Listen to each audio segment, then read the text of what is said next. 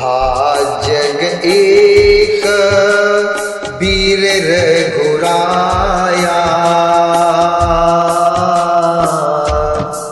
हा जग एक वीर रघुराया,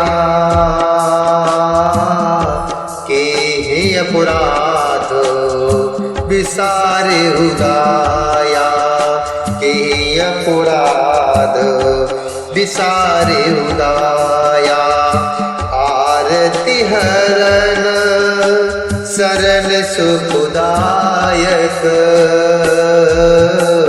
आरती हरन शरण सुखदायक, रघुकुल सरोज दिनायक, रघुकुल सरोज दिनायक। लक्ष्मण तुम्हारे नहीं दोषा,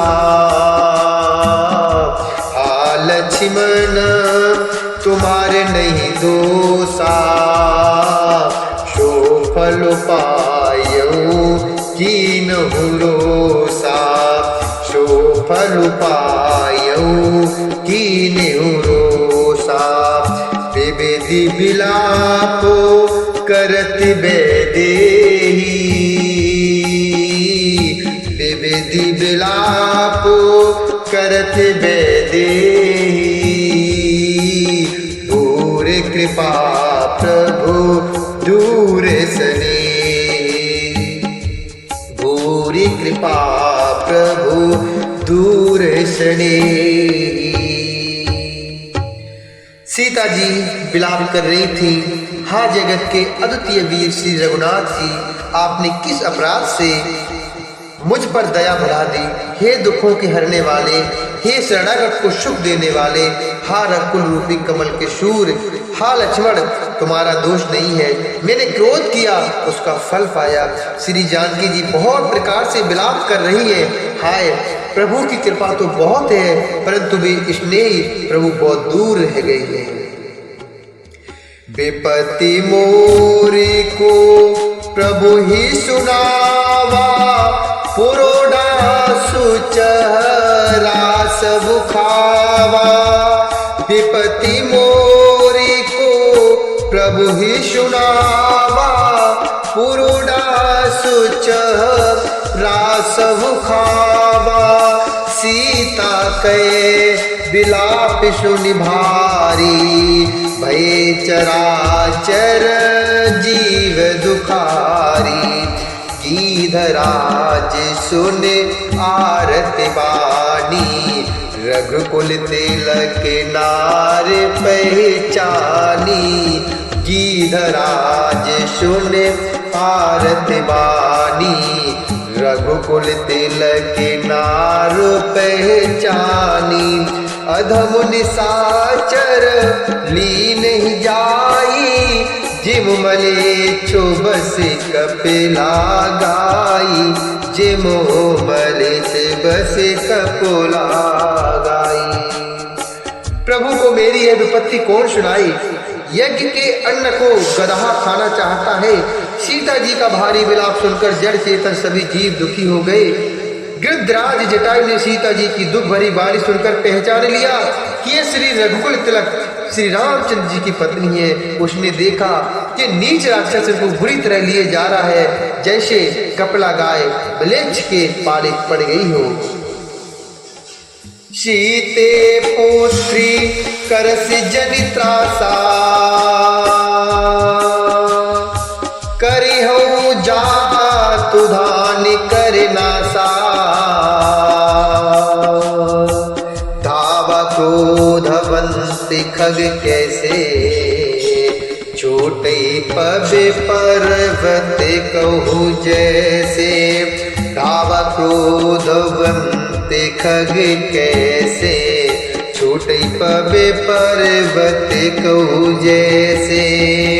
रे दुष्ट ठाड़ किन होही, रे दुष्ट ठाड़ किन होही।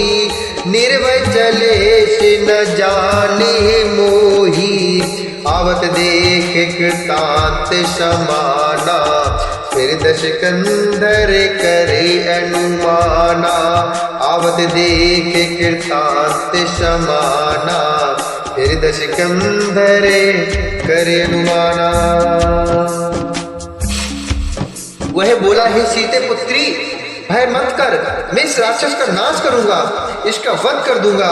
यह कहकर वह पक्षी क्रोध में भरकर कैसे दौड़ा, जैसे पर्वत की ओर वज्र छूटता हो। उसने ललकार कर कहा, हे दुष्ट, खड़ा क्यों नहीं होता, निडर होकर चल दिया, मुझे तूने नहीं जाना। उसको यमराज के समान आता हुआ देखकर रावण घूमकर मन में अनुमान करने लगा कि मैना की खगुपत होई, मम बल जान सहित पत सोई। जाना जरठ जटायु एहा, मम कर तीर तो छाड़ी है देहा। सुनत गीत क्रोधा तुरि धावा, कैसन रावण मोर सिखावा। कल जाने की है कुशल ग्रह जाहू, नाही तस होइए बहु भाऊ, नाही तस होइए बहु बाहू। यह या तो मैनाक पर्वत है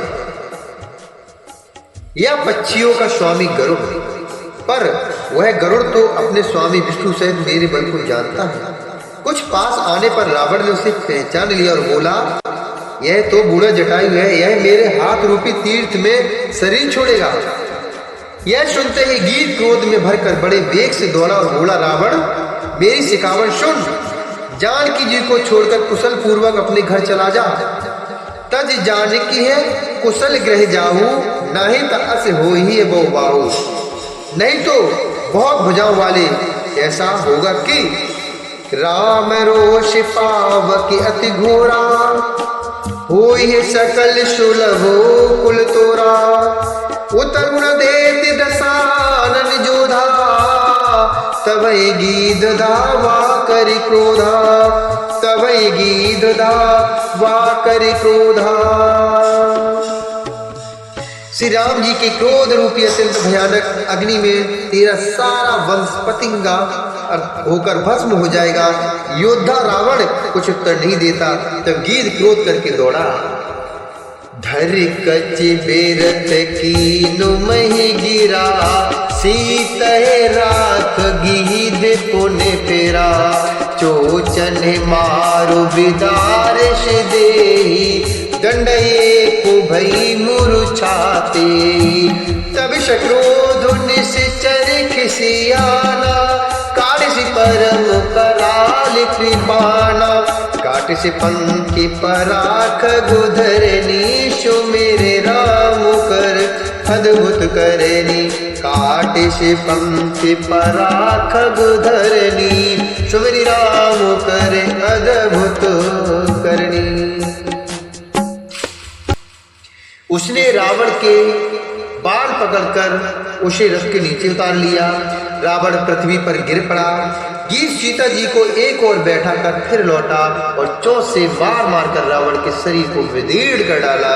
इससे उसे एक घड़ी के लिए मूर्छा हो गई। तब खिसियाए हुए रावण ने क्रोध युक्त होकर अत्यंत भयानक कटार निकाली और उससे जटायु के पंख काट डाले। पक्षी जटायु श्री राम जी की अद्भुत लीला का स्मरण करके पक्षी जटायु श्री राम जी की अद्भुत लीला का स्मरण करके पृथ्वी पर गिर पड़ा। शीत है जाने चढ़ाई बहोरी, शीत है जाने चढ़ाई बहोरी। चला उतायल त्रासे न थोरी, करती बिलाप जाति नभ सीता। व्याधि विवश जनु